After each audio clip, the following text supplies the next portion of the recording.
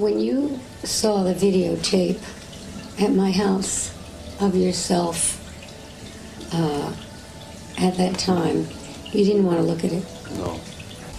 How did you feel when you looked at that child? Well, you see, I'm more mature now. And I have, more discipline in my life. And I see a little, a wild kid that was there that, that's changed and mellowed out over the course of the years.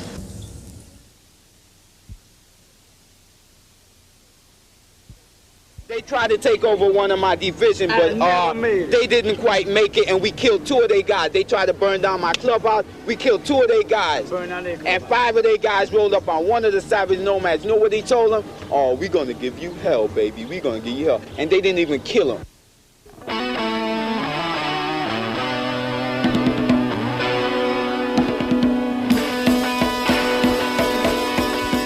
Back then, I had left my home. I was gone from my house for a couple of years. I was running in the streets. We made a family, all right, to substitute for what every one of us had left. We weren't accepted. We used to blow people's minds, you know what I'm saying, with the stuff we used to do because we knew that we weren't accepted. I'm Benji. They call me Black Benji, man. Black Benji, president of Savage Nomads. Yeah. Yeah, where do you come from? St. Thomas. All over. How long have you been here? For about 16 years.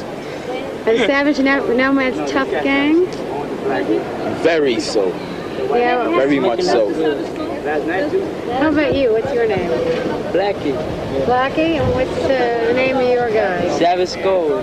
Savage Skulls. Any of the guys belong to both groups? Nah, we're just 2 different cliques. It's the same. It's 1 clique, but 2 different names.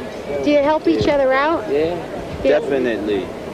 Like, we went to go down against these bachelors, and they didn't show up, so we had to go down their way. And like, they still didn't show up. They was hiding out, they was scared. It's the regular punk thing, after we came back, the cops tried to bust a couple of the guys, but then we all stuck up, we threw a couple of gas bombs at them just to make it look good, and so they started panicking and whatnot, so they let the guys go. And so then Blackie went up to them he had a gun on him. They didn't want to serve. They knew he was packing the piece, a big old 38 Magnum sticking out. Like, they want to make it a racial problem, So we didn't want that, So I jumped in. I put in for my boy because he's a black brother. So we made an unracial problem. Everything came down, man. In these neighborhoods, in fact, like where we are now, there was always groups that protected their community. It was very territorial. The Savage Skulls lived in this area. The Ghetto Brothers lived in this area. Just sprouted up as a sort of like a defense for the particular communities. Suppose like we go into a room, but right, we clean though, because we have somebody else packing. But about 5 of us are standing around the corner, right? They arrest us on lawful assembly because they know something's getting ready to jump off. So like, they just arrest us to try to avoid the shit, right? So now suppose you with your family, you got 10 people in your family, right? I got 9 in my family. Suppose we stand on the corner, you should arrest them too. But nah, why should they just picking on us and shit? They must not like us. Why do you think they don't like you? Because we Flyin Cut Sleeves. Is that what you call colors now, cut sleeves? No, I mean, like, if they see anybody with cut sleeves, he's in a gang, he's in a club, he's this, he's a menace to society and shit. So I thought about it. I was talking to my son the other night, and he was saying Ben was always like family. And I said to you the other night, how long was it that we didn't see each other? 1973? February 73. February. Until October? Yeah. 1989. What did we mean to you? 16 years ago, you were a child. How did you perceive us? You accepted us. You gave us a lot of things that we didn't, what I'm saying, what we left the house that, you know what I'm saying, what we didn't have there. You gave. What did we give you? What? Acceptance, love, you know, trust, goals, Manny, you know, as a teacher, yourself as a teacher, you came up to the Bronx, trusted us, you gave us your hope.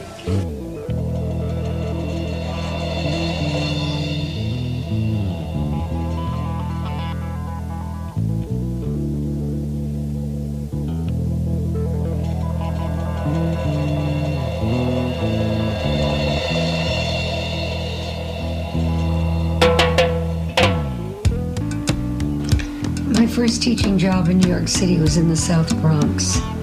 I took the subway and later the L to the Bronx, and I walked down the deep stairs into the most devastated community I'd ever seen in my life. I got a note from a parent asking me to excuse an absence because the child had no shoes. There were constant fires in the community. Whenever I asked children to paint pictures of their block, there was always a fire engine, a building burning down. There were always garbage cans with people standing around them, warming their hands over the fires. I began to make the tapes in 1969 because I realized nobody knew anything about the home lives of the children they were teaching.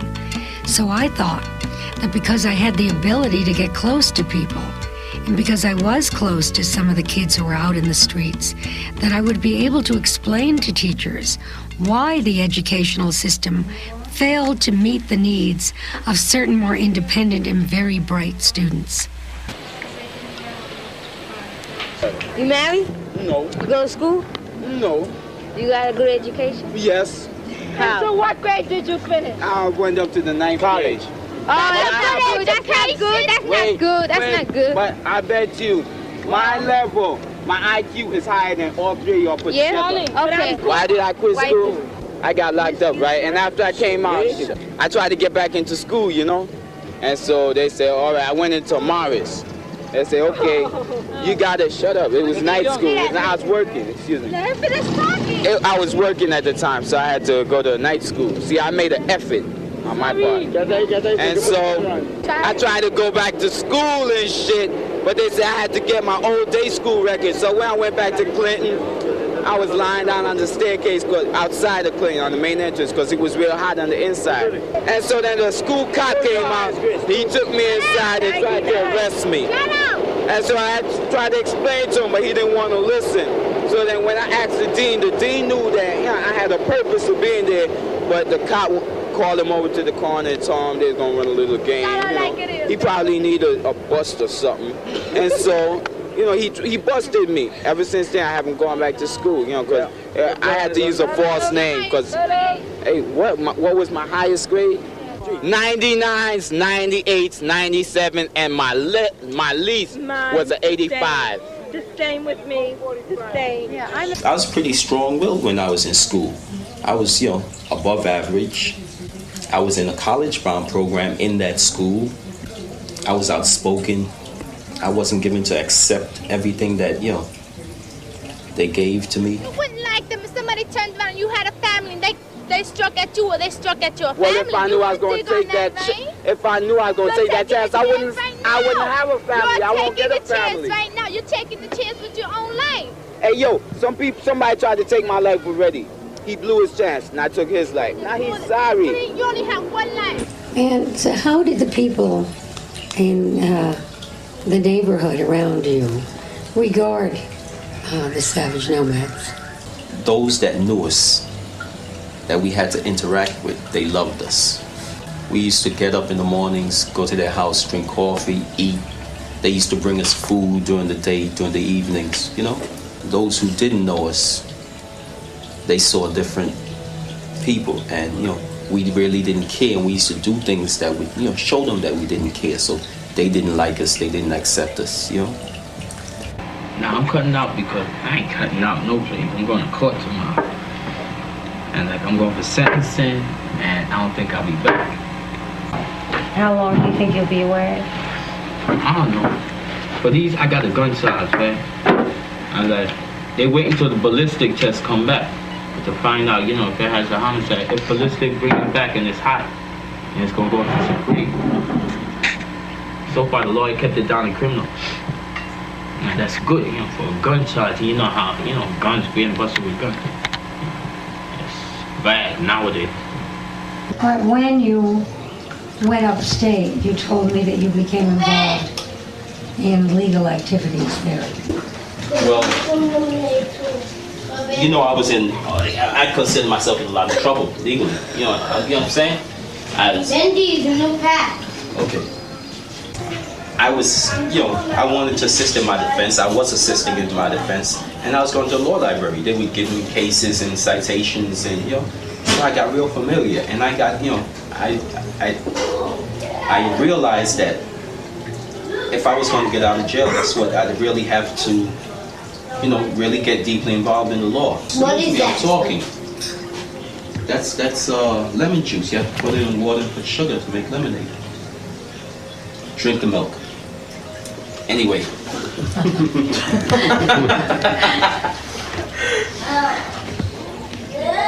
I started giving those courses. You know, I gave the courses in Attica, Comstock, Sing Sing, Green Haven,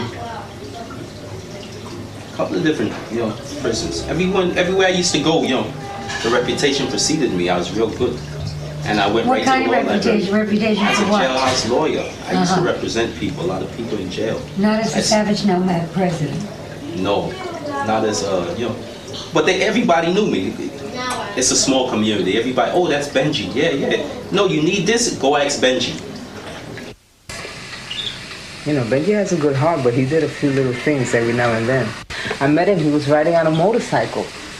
And he started this division called Nomads on Wheels, you know. And I was like, wow, you know, and they had boots and they had the Savage Nomad colors and they were riding on the motorcycles and all this. And he picked me up in high school and on a motorcycle. So I was like, well, I ride on your motorcycle, but I gotta take off my colors. I'm still a turban. Can't be riding on a motorcycle with these colors. See, when I got into the turbans, that I was in junior high school, we used to, like, they had the clubhouse. It was more of hanging out and going down there listening to music and things like that. So it was, you know, and all the guys were, like, older. They weren't guys that were 13, 14, 15. They were guys that already came out of Vietnam. They were all, like, ex-soldiers. Chino told me, do you want to start a division for girls? And we had girls already hanging out in the club. So I said, okay, as long as we get a jacket. So he said, sure, you get a jacket. So, you know, I told girls, you want to be turbans? It started out like that. Like, we really didn't want to, you know, go into war with anybody because of the colors. But it did at times, it did happen. The Javelins were 2 blocks away from us on Hoe Avenue. And the Javelins' attitude was, you know, you got a turban, you can't walk down this block. So that's how I took my colors when I went to visit my grandmother. I said, okay, I gave them my jacket, and that was resolved. The presidents went over there and said, give her back her jacket and we're gonna rumble.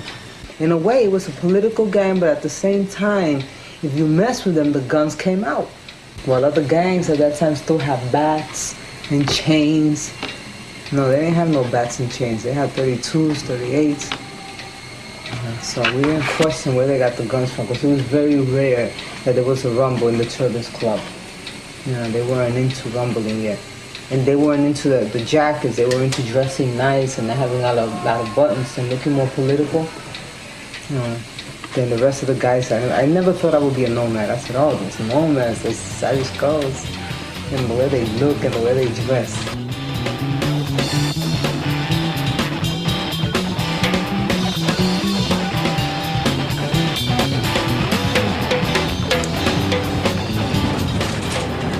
Blackie and myself,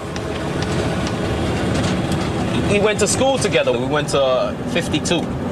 And we had a relationship from then, from school days throughout the gang days and until now. The Savage Skulls, their club, used to be where this lot, where these guys are standing. Their club used to be right there. I got shot right in there. That's where Blackie had his club. You know, that was first division of the Savage Skulls. This is where our old clubhouse used to be at. And now is, as you can see, automotive place. We had close to 25 divisions spread out through all the boroughs. It started out as just personal group hanging, just friends hanging out, and then it got big. And it was just like a family. But then the police started harassing and made it get out of hand. And so then, within the anger, everybody turned to crime. They were always accused of. Well, if we're gonna get accused of this, well, we're gonna do it anyway. So no matter what we do, whether we do it right or we do it wrong, they're gonna blame us, so we did it anyway. The club got messed up when I got locked up. Everybody that tried to take over the club could not handle it. But you see, Blackie, it takes a certain charisma. I mean, this guy had hundreds of people, who respected him, who would listen to what he had to say, who would be, in total chaos, but when he walked into the room, it was quiet, and the press is here, and we gotta listen. And it takes something to be able to have that control. I was never officially a Savage Skull. Never. I never wore colors, and I never wore a jacket that said property of or anything. But just the fact that I was Blackie's girl, I was a Savage Skull. You understand? And if they went out and had a fight and somebody got killed, I was part of that too. I did every gang activity you can think of. If there was weapons to be carried, I did it. I was an alcoholic when I was like 14 years old. I'd get up at 7 o'clock in the morning and I'd go out there and hustle the quarters in the corner so I can, have my bottle of wine. My son is 16 years old now. When I had him, I was still a little bit, out in the street. Blackie was incarcerated, so I was out here by myself. Oh, God. Who's that? That's me. That's you? China was still the China that you see sitting here. I was never into drugs. I was never into going out there and beating up girls just because they're walking down the block and they're walking down my turf and they're wearing colors. But like I said, it was rough because, I did get shot. And that wasn't an easy thing for me to get shot and get a scar on my body, especially from the Dirty Dozen. I went to the Skulls Club and there was a whole thing. They got hit on. They said that they thought I was a guy. They just saw my colors and they thought they saw Savage Nomad, so they shot me. I don't know. I would never wish that now on anybody, to go through things like that. I would never want my son to be in a gang and have to get initiated and have to get kicked and punched and beat up just to be in a gang, or if he did something wrong, they would do it to you too. I went to prison, and I tell you, I had to go through this program, a violence program in there. They claimed that delinquency was caused by people, men or women, boys, girls, young people, old people, whatever the criminal element. They lost their bond with society. You have to look at where these kids come from, why they do the things they do. You just don't, I don't know how I can get my point across, but you just don't get up in the morning and say, this is what I'm going to do with my life. I'm going to land up in jail for the rest of my life. I'm going to shoot up drugs. No, I think I'll join a gang. Or maybe I'll just prostitute. Or better yet, I'll be a pimp, or I'll be a thief. You don't get up and do it. Rita, do you remember Tony? Little Tony, he was one of our Roman kings, and then his brother Big Joe, he took over the Savage Nomads from once Benji got locked up. Joe comes from a family of 4 brothers and 1 sister. So far, out of all those brothers, only 1 is left. So, okay, all of them have been shot.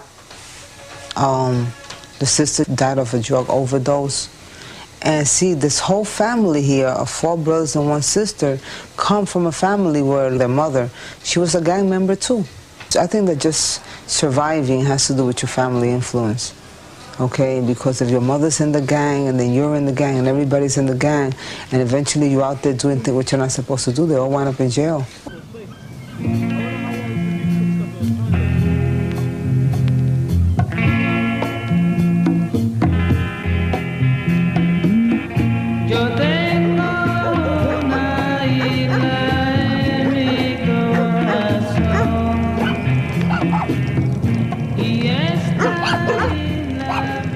I was living in PR. I was 5 years old. My father had killed himself. Okay, all I had was my grandmother. I didn't know my mother from Adam.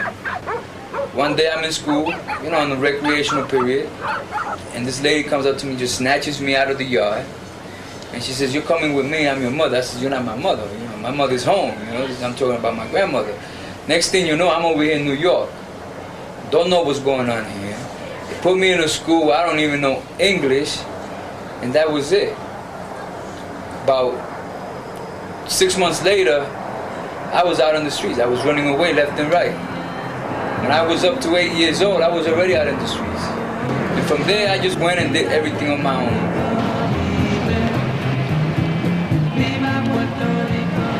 Tuvo sus problemitas, pero salió bien. Sí, me daba mucho problema cuando era joven porque se descarrió como las ovejas.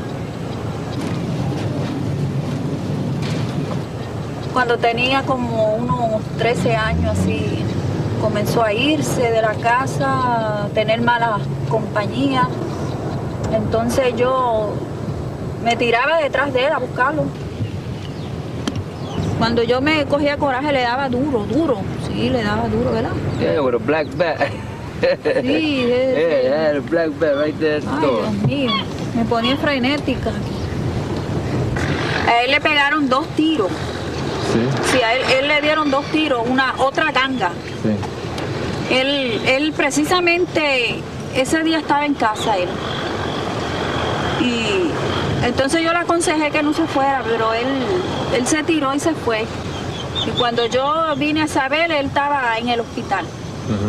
Yo vine a ver qué pasaba, le habían dado 2 tiros. Y mataron dos. Sí. Hirieron una señora que ella murió. Sí. Y los otros los mataron en el acto. Entonces Felipe fue al hospital, le sacaron una bala. Se le quedó una adentro, pero después la devolvió.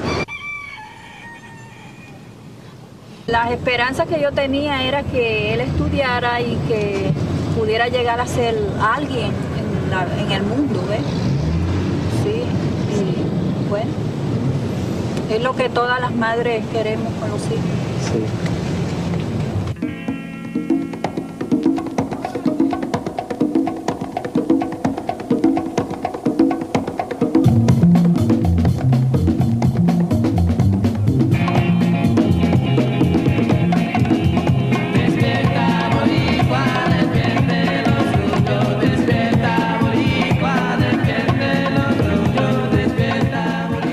Because you have to know when to get out of it. You have to know how to also grow.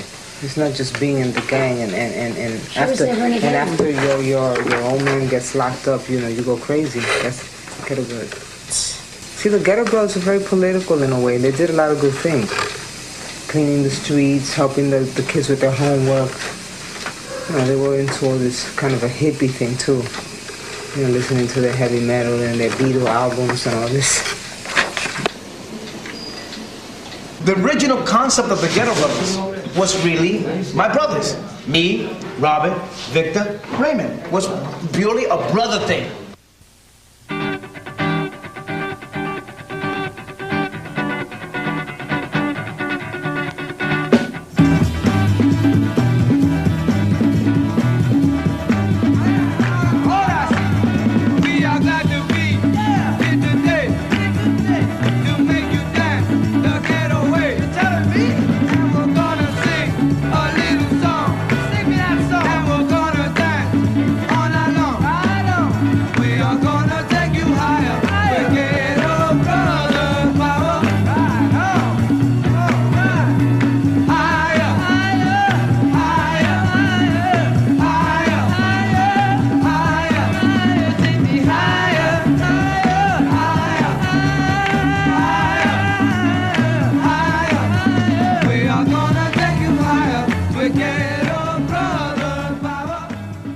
When I walked with colors, I felt tense. There was fear. There was a lot of frustration. You always have to be watching your back. The yarmulke represents to me peace, no frustration, no anger. I was born in Puerto Rico. My great-grandparents came from Asturias, northern Spain. From my mother's side, they came from Old Castillo. That's an old city. All Jews lived there at that time, from there, Toledo, and all these great cities. And they were both families of Maranos. The word Marano in Spanish is a derogatory word. It means pig. these were Jews who were converted to Catholicism because a lot of them didn't want to leave Spain. They became Catholics in the outside, but in their hearts they remained Jews. In the 16th century, many Marano Jews went into Puerto Rico. Benji, we met him here in a synagogue in about, I would say in the 1970s. I remember that he just came into the synagogue and he presented himself as a Spanish Jew from Barcelona, and he started to daven, and he came in, and the first thing we know, he came with his tallis over his head, and we called him after the Torah. Every Shabbat evening, Friday nights, my father would gather all the brothers and sisters together in the living room, and then we would talk about the Bible. Later on, we got to be aware that he was teaching us Torah. And I said, Pa, it's interesting that we go to church on Sunday, and yet, isn't God's holy day on the Sabbath? He said, shh, don't talk about it. Found out, as I was getting older, that a lot of this fear was passed down because of the Inquisition, was passed down from family to family. But a lot of them remain with their customs about wearing prayer shawls. My father never had a prayer shawl. He had a blanket, a white blanket, and he wrapped it all around him. And he would go into a little room, and if he didn't have a light on, he'll have a little candle, always with Tanakh in front of him, but mainly reading from the books of Moses. Because he's Spanish, he can walk out in the street. If they talk to him, he answers them in Spanish, and the sign of his muscles is enough to get him in the community. He has no conflict at all in the community. But in his heart, there is the sign. He has the conflict in his heart. He knows in his heart that he's a Jew. And therefore, this mask that he was wearing outside that get him along in the Spanish neighborhood, he sort of threw off when he got into here. I had colors, but the guys never knew anything about my religious belief, my religious backgrounds. Benji, even the guys found it peculiar that I've never allowed no members of the gang to wear German swastikas on their uniforms. Why? We're supposed to be an outlaw gang. All of us, we gotta look mean. You have the skulls with the swastikas. We never believed that. They never asked why. Some members were suspicious. Benji's too religious. They used to call me the preacher. Because there's a lot of clubs that help just their own friends. They forget about other people who live around us, you know? But we don't think like that. We like to help everybody. You know what? It was a dream that I've always wanted to be accomplished, because I always fantasized of becoming a leader of a great organization. But then I didn't realize that I was the leader of a very gang that caused a lot of destruction, a lot of hurt in people in the community. And as time went on, I started to see myself and say, wait, maybe we can channel all this negative energy into something very positive. We started to change our image from using our hands and hurting people to doing something constructive, like fixing people's cars, fixing people's apartments, painting people's apartments, helping people walking up the block. What's left of the old Ghetto Brother Club is still standing there. When I see that, I get shivers up my spine. Here's where all the major decisions were made during those violent years. We were the type of group that we were internationalized, okay? We believed that there was no boundary. The streets belonged to everybody. Now, the rules that the other gangs was, if you step in a certain community, you had to take off your colors. If you're walking with your colors, you're asking for war. You're not showing respect to this gang's community. When Ghetto Brothers used to do that, we would actually take off our jackets, not to start any rumble. Before we even do that, I'll even talk to the president and let him know the relationship with the Ghetto Brothers doing in the community. We were one of the only groups that they allow us to walk in their community with our colors on, because they knew we represented peace.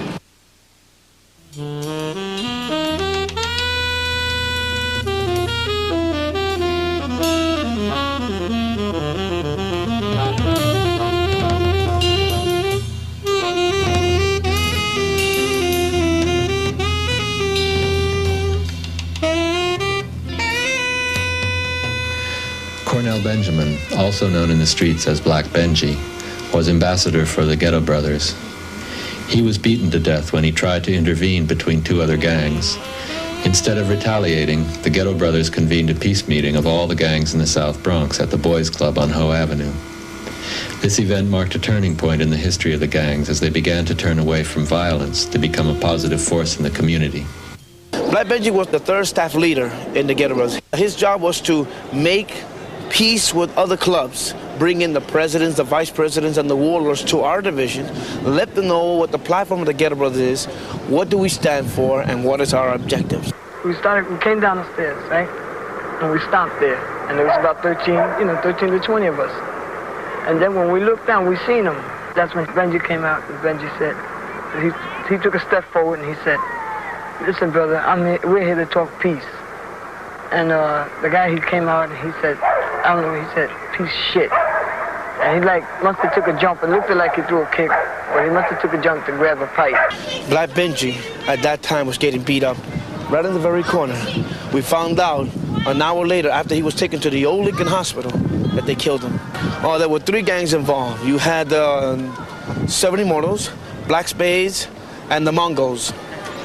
And as a result of his death, that's where all the gangs met at the Boys Club. Pressing of the scene. Advise the Ghetto Brothers. Warlord of the Ghetto Brothers. Hey, I would like for the police to leave, or we got nothing to say.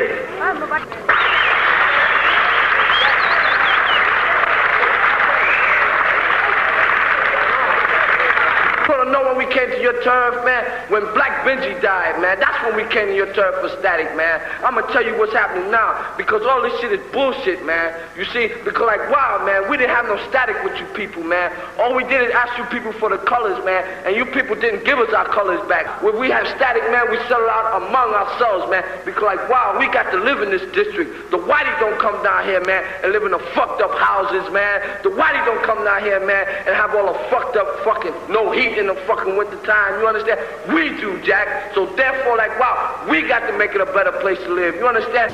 Newspaper people will walk up to, what are you guys gonna do? And here's how the media works, you know? And then he got members of my club and members of other gangs. Benji, what are you gonna do? Are we gonna take revenge for the death of Black Benji? I said, no, we're not. Would you believe that members got angry at me and some even threatened me?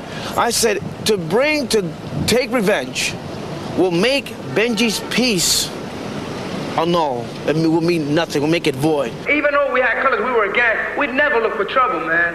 I could understand if they beat up Benji, but killing him is another thing. You took away one of our brother's lives, man. And we were right down at the funeral looking at him, saying, I wish the Immortals, if they were them, to see what it is to take away one of our brother's lives.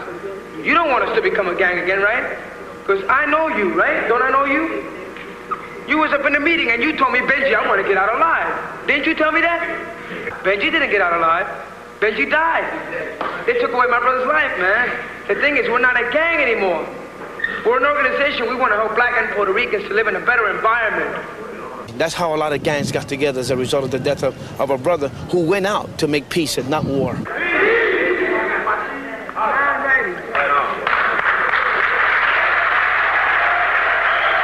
Somebody brought it up, as why nobody ever got together.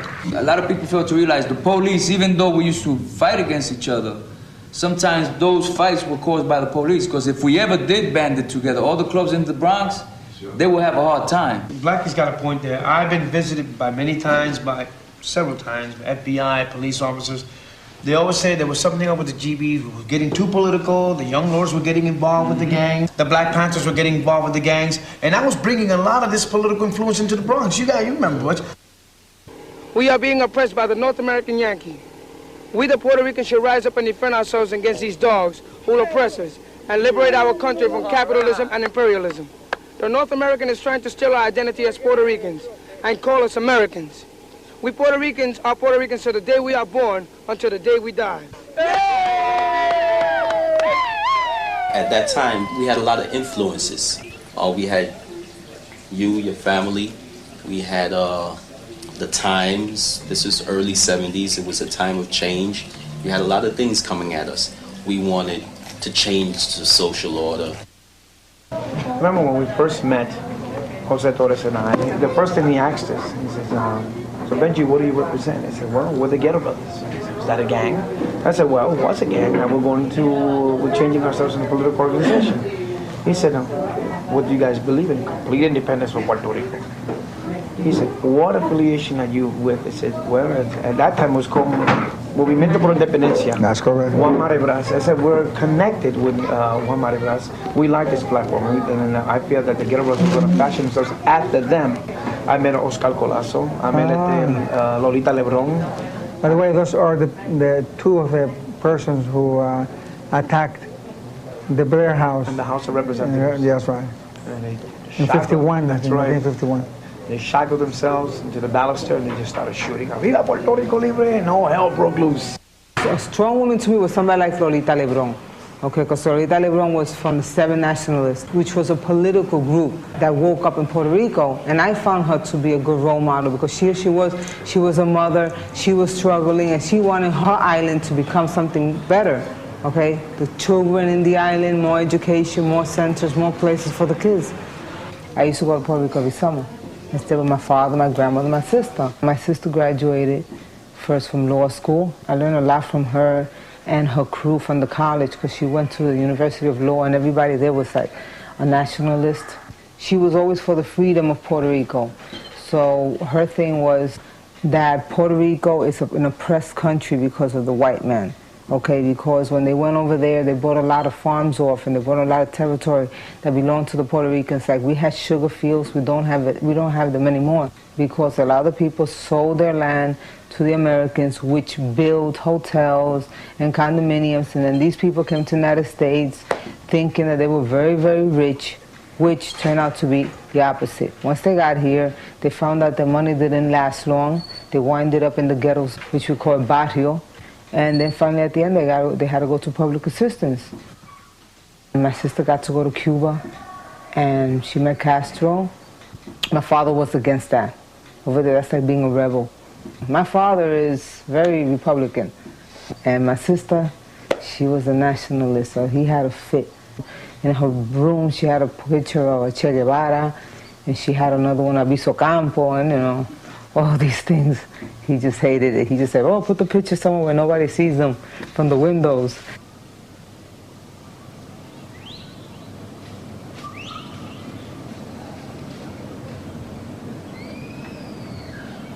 There was no gang in this country that did more for us as Puerto Ricans and Hispanics than the Young Lords. My brother and I were thinking about who to become involved with. We decided the Black Panther Party was more for us because of the way they were confronting the issues. But then the Young Lords had a confrontation in the church on 111th Street, and that's when I really became more aware of the Young Lords. I liked a lot of the things that they were about. We were talking about Puerto Rican independence. They were talking about organizing Puerto Ricans here in this country. You know, and a lot of the people that I spoke with, our experiences were similar in terms of racism, in terms of family upbringing, in terms of being in tune with Puerto Rican culture.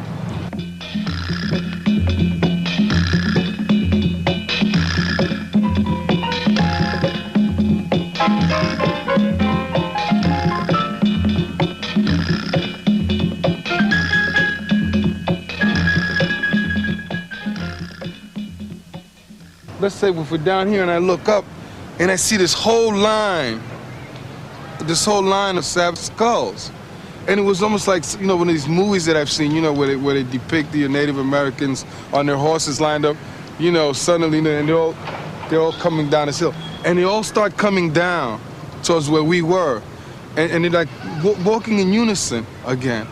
And again, here's this feeling that's like, you know, like the reinforcements are here. You know, I was under the impression that this was happening for the first time. You know, but I was to find out later that the Young Lords had a lot of extensive connections with a lot of the different gangs, particularly here in the Bronx. At that time, the Young Lords were pretty active. They had taken an X-ray truck. We used to watch the X-ray truck with my little switchblade, my little knife. What we did was that we took the TB truck and parked it in an area where it would be available to the large segment of the community. And the young lords and the gang members, when we did it, we formed a human ring around the TB truck.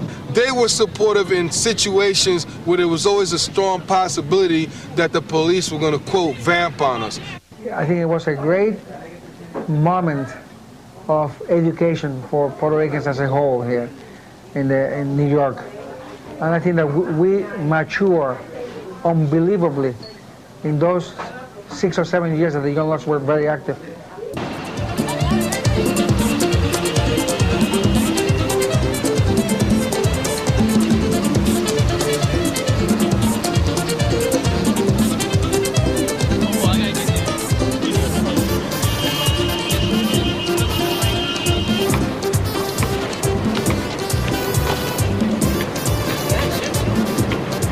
A lot of the leadership of these gangs, which were always the ones who were targeted, the leadership, because the feeling was if the leadership was taken out, that the rest of the gang would fall apart. A lot of them wound up in prison, Imagine some of the key people went to prison, some died, some got married, I know you got some gang members that have been married 20 years, the same person, they have kids, they're living as what we call outstanding members of the community. Because to me, they were outstanding members of the community back then. You might be rubbing shoulders walking by a person who was allegedly one of the most vicious leaders of the Savage Skulls, or was the warlord, of a man, they're living somewhere near this area with 3 children, a wife, part of it which is supposed to be classified as the American dream. But they still have the same aspirations, Did you go to school? Yeah, I finished high school and I went to college in there. You went to, how long were you in prison? I did 4 years. I did 2.5, and I did the other one out here, the last one out here. What were you studying? Recreation, physical education. I've known a number of people who were rehabilitated inside the prison system. Really? That's extraordinary. I remember one of the survivors of the Attica massacre on WBAI one night saying, how the hell are we going to be rehabilitated when we ain't never been habilitated in the first place? And that's the difficulty.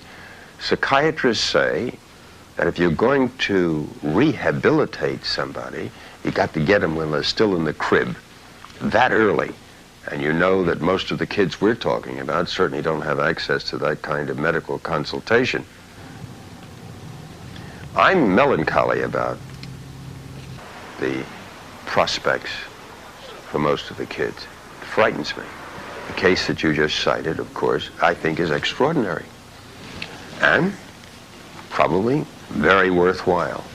Work like the devil to salvage 1 or 2.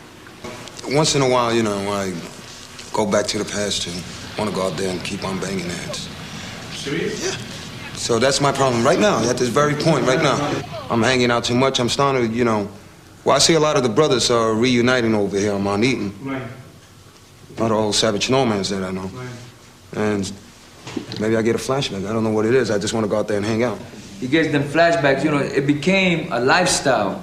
To us, it became a lifestyle, the way we was living with the clubs, and hanging out with the fellas. It became a lifestyle that a lot of people don't really understand. That's why sometimes, just like him, sometimes I just feel like going out there, forget about working and keep hanging out. You know what I'm saying? But then again, I got kids, I got a responsibility, and that, it holds me back. But if there was none of that, man, a lot of us would be out there, doing the same thing, because the way this system is doing for us, we're not getting nowhere. We was doing better when we was hanging out than we're doing now. Just because I was a gang member, and that I would like to, help the kids in the community. Everywhere I went to seek help, after 1 year, I had this little league team. It worked out so good that the next year, all the parents were coming up to me. Yo, what are you gonna do for next year? I went seeking help to see, nobody wanted to do anything with me. Simply because, oh, he's an ex-gang member. Even to this day, a lot of people come to me, Black, what do you want to do? I say, there's nothing I can do right now. There's a lot of centers being closed, and the kids are all hitting the streets. There's a lot of kids out there with problems, nobody doing anything. They don't want to help them out, but yet when they do something bad, they do something negative, they want to criticize them and down them all the way. Why not, reach out and, try to give them a helping hand? Right now here in the site outside, you're missing 2 buildings, which was the city completely tore down because, you know, they felt it was easier. So now what they're doing, instead of tearing them down, they're rebuilding them.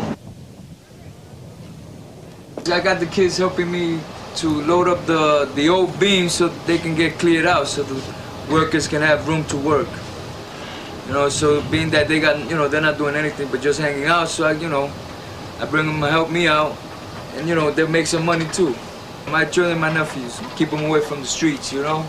Too much hanging out. And, you know, get them used to working. I have in Puerto Rico 5 brothers and sisters from one wife, and my father has 6 from another. And all my sisters and brothers have 1 child. Because they came from a family of 6, and many times they didn't get the clothes they wanted. You know, he wants a brother and sister. I said, oh God. So, you know, and I said, you have a brother and sister, you can't be asking me for $60 sneakers and Bugle Boy pants and things like that. But I give him everything that he wants because he goes to school and he likes his science class, his math class. He brings me back his grades that are good. I put him through Catholic school where I paid his Catholic school. Okay, now he's going to apply for a special high school that he wants to go to for animal science. But I went to dental school and I was studying dentistry. I guess some counselor. I don't know, you know these counselors, they try to push these courses on you. I guess that you know, they want more people in. And I was like, dentistry? That was really never me, you know what I mean? To be there all day looking at, helping the dentist and not saying a word because you really can't talk when the dentist is working. It was strange. I was the only Puerto Rican in the whole class. But you know, and then there was another girl that she was Puerto Rican, but she didn't say she would say she was Spaniard. She said, I'm from Spain. And I would say, what part of Spain? I was like, she ain't from Spain, but I guess she felt funny. She felt funny. She said, you know, she felt funny around whites, so she said she was Spaniard. She wouldn't say she was Puerto Rican. So I never had that complex, you know, so I got along fine with everybody and graduated from that program and worked and was bored to death. I said, nah. I want to talk to kids. I want to work with young people or teach or do something, you know, that has to do with my past. And I thought about, I would like to work in Spofford since it's a juvenile correctional facility. So I went to ℌ𝔞𝔫𝔦𝣣 Community College, took up mental health, then went to Lehman, took up social work. I live in this community. I live right across the street from Casita Maria. I feel very close to the children and the adults that come here. Casita Maria stands for a house, so this is more like a family, okay? We try to make it like a family community center. You know, people laugh sometimes when you tell them, you know, all I needed was somebody to care. And they're like, yeah, somebody to care. How many times I told you I love you? That's not the type of caring that you're looking for. Our parents, I know his mother and my mother, because my mother was a single parent too, and it was hard for them to deal with us. I had a hard time trying to deal with my kids. It's just that because I went through these hard knocks, I've learned and I've promised myself that I would not do this with my children. Although, if one of my children decides to join a gang, I can understand why. I won't be happy about it and I try to talk him out of it, but I can understand why. Everybody believes that the gangs are all gone. They're not all gone. It's just before it was gangs, cliques, whatever you want to consider us at that time. Now they're posses. Before we used to have our own lifestyle, our own dress style, and our own code. Now they go out there and they dress real nice. You know, they get these expensive coats. You know, if they can't get it, they'll go take it off somebody else. What they do now is that they rip you off for your goose. That's it, you just took the jackets, right? If you got like a nice trench or something, if it's brand new, they'll just take it. You just take your trench. One time they were gonna try to take $1 or some money off of him and he told me, I had a bat. I go down with a bat. What you asking my son for $1? What, you gonna hit my son? You're Simpson, he's from here too, and he's been here too, and I've been here. And so, you know, you can't be nice with them. Why they didn't do nothing? Because now China went down with a bat, and I said, let me tell you something, I've been in jail before, so if you fuck with my son, I'm gonna break your face with this bat. Your mother, your grandmother, the whole family. And I got nasty with them, and they were like, oh my God. If they have problems with another posse, they could go over there, they could take TOD over there and then fight them. When you're done with TOD, you get a spray can, and you know, you tag up and all that, and you know, you get fame. with people, you know, because you write your names on the wall a lot of times, you know, and a lot of people see them, they'll know, you know, like when there's TOD, they'll know from where we coming from.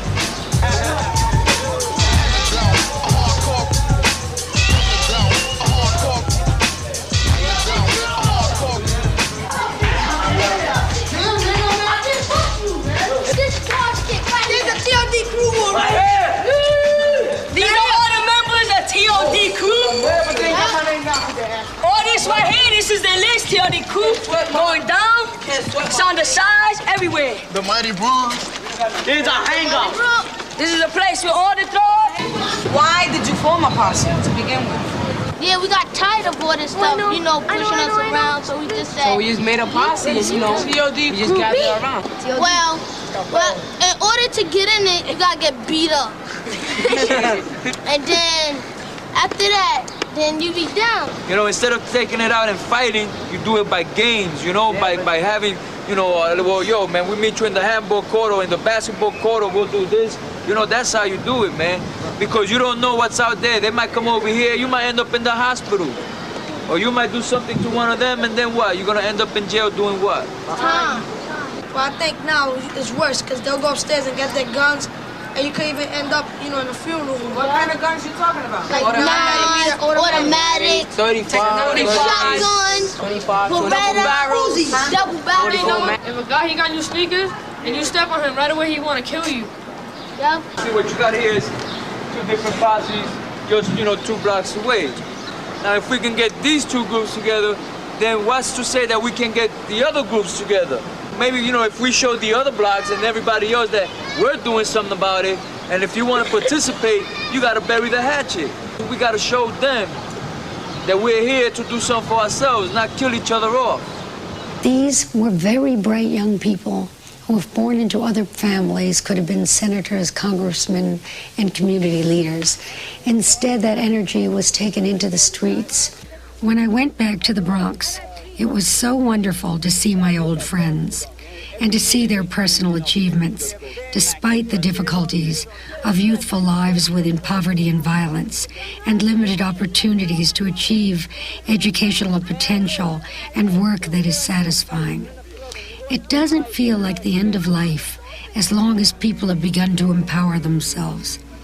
I see attitudes of empowerment, and I know things have changed. Ex-gang members that I have run into.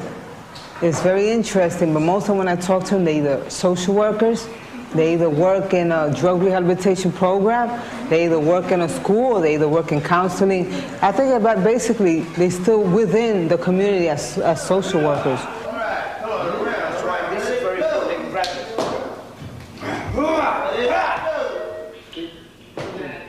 I'm doing my internship now at Bronx, Lebanon. And I'm working with people with AIDS. Sometimes we look at our life and say, you know, gee, I've lived a rotten life, or I've been dealt, you know, a raw deal. But maybe it was given to me so that I can give something back, so that I can be somebody in this world that will be able to deal with those, you know, who are either going through or have been through what I've been through.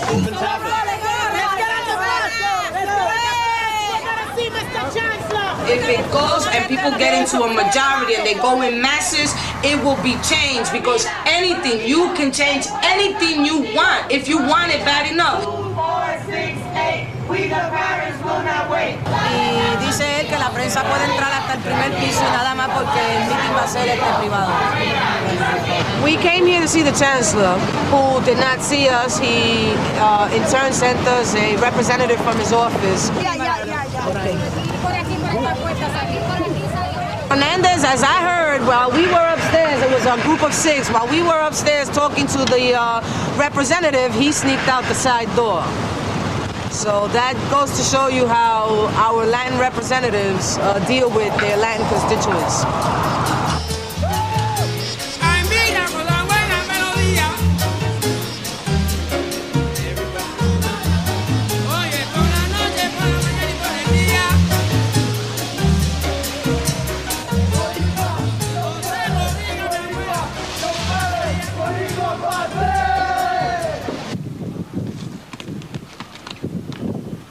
Ever since we broke up the TOD, like last time y'all here, we were down with TOD.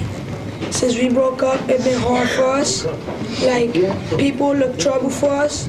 And since we don't have no more TOD, well, we can't find nobody to help us or to watch our backs. It broke up because a lot of problems used to go to the press of the TOD. That's Big Blue. So slowly by slowly, he was dropping people because there's too many problems out in the street and he don't want none of us to get hurt. The summer, you could stay out late and your friends be out there and they could, if anything, protect you. But if you're outside, you know, on your own in the winter, somebody can come, you know, rob you, beat you up, or even stick you up, put a gun to your head nowadays, you know? Little kids with guns and, you know, like having wars against other people, killing each other. You know, in memory of Black Benji, for the things that the young brother did, it would be nice, man, if somebody out there, you know, if we can just get together and get a building, put all the energies of guys like... With all ex-gang members. Right. And we can have those kids out in the community. Maybe we can get them back into school, get the education that we didn't get, you know, and have them, man, do better than what we're doing. We can show the kids, we are like flashlights.